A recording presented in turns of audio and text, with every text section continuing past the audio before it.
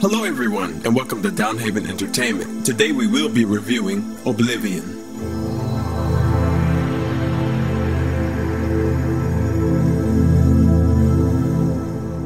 When I saw the trailers for this movie, my feelings were mutual. It's a Tom Cruise movie set in the future. That's the impression that I got, and I wasn't too excited. One reason is because there's a movie with a somewhat similar premise coming out around the same time with a worldwide epidemic. So there's that, and that the trailers took a lot of suspense out of the movie, and we'll get to that soon. For now, let's get into the movie. The movie stars these guys, okay? I was a little disappointed with the character development in this movie, and the thing I'm going to say about the actors and the characters they're playing is that Tom Cruise plays Tom Cruise, Morgan Freeman is Morgan Freeman, and he's only in the movie just for like 10 minutes, and he deserved a bigger role, because his character was pretty cool. Now let's talk about what worked for the movie. The robots. Oh man, these freaking things are what's needed in movies these days. Cold, calculating, hard to destroy. These things were characters in itself. Every time it was on screen, I felt like saluting them. These things were Terminator soldiers, no BS included. Search and destroy. There was one scene where it was just one shot following one of these things doing what it does best, destroying its enemies, and that brought fluid to my eye sockets. Superb job. The music. 70% of the music was really good. The music for the action pieces were pretty enjoyable and got my blood pumping, and it enhanced the beautiful scenery for this movie. The movie was set in the near future, therefore the music should sound futuristic, and I really like the mix between tech and orchestra. Always a big fan of that. Thumbs up. The scenery in this movie was breathtaking to me. It was beautiful and diverse. You got this technology-based home-based haven thing down to the wasteland earth, from urban to desert to the magnificent waterfalls. It was all over the place, and I loved that. And the lighting in this movie was just perfect. When the sunset came about, you get these shadows, seeing the actor's silhouettes upon the sunset. Or when there's a candle fire, it does not light up the whole room like most movies do. It was dark and subtle and set the mood for each situation, whatever the situation was. It was rich, beautiful, and romantic. Superb job. The action was heart-poundingly good. The folks who worked on this movie knew exactly what they were doing. When the action came along, my eyes were glued onto the screen, and I was amazed. No action sequence felt repetitive or too long. It's not action-packed, and that's what I loved about it. And if the action is good, then you have me sold. Superb job.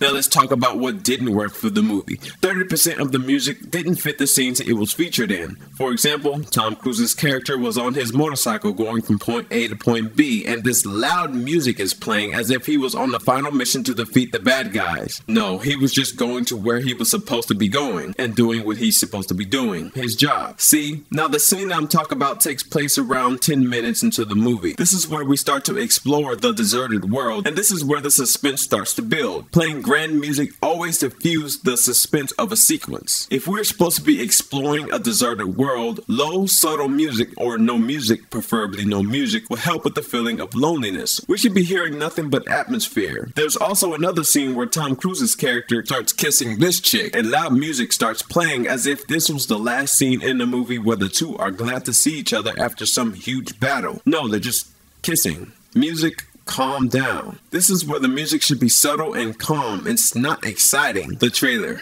Yes, folks, the trailer spoiled this movie for me, and I'm going to break down the trailer to tell you why. Click this hand to skip ahead. On my way. 60 years ago, Earth was attacked. We won the war, but they destroyed half the planet. Everyone's been evacuated. Nothing human remains. Our job is security and drone maintenance. We're the mop-up crew. 2 more weeks, Jack, and we can leave and join the others. Doesn't seem right. We won the war. Now we have to leave. This is Mission Control. How y'all doing this morning? Don't take any chances. It's dangerous down there.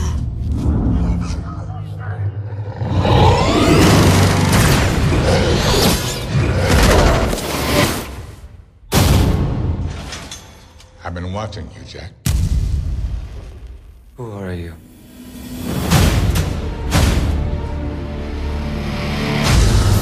The people you work for lied to you. They told you to follow orders. And soon you would join the others. It's time you know the truth. Jack. How do you know my name? There are people down there Things you need to know. I don't want to know! You're still an effective team. We're not an effective team. They're firing on survivors. Stand down! This is insubordinate behavior.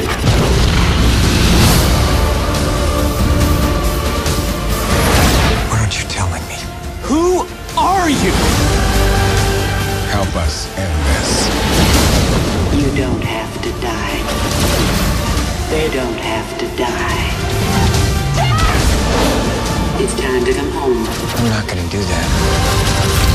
Now this is what spoiled it for me. I don't know about you. The pacing. I don't know what it was, but the pacing was really off in this movie. There really was no character development or chemistry between the actors. They just felt like actors acting. The movie was focusing too much on its plot twist, which we'll get to soon. But my point is, the pacing is off. I was just sitting in the theater and time just felt stretched. The movie is just under 2 hours and it felt like I was in there for 2 hours and 30 minutes. Lastly, oh boy, this movie hit all the twist cliche buttons, and it treated each twist like it was some big shocker. It wasn't. I knew who was gonna die and what twist would come up 20 to 30 seconds before it was even revealed. I knew why a certain thing had to happen before it was set up as a plot point in the movie. Therefore, it was a little anticlimactic. This movie has an F-bomb dropped in it, and I knew exactly when they were gonna drop the F-bomb because I was sitting in my seat saying, this movie had no cursing in it. I bet you very soon they're gonna drop the F-bomb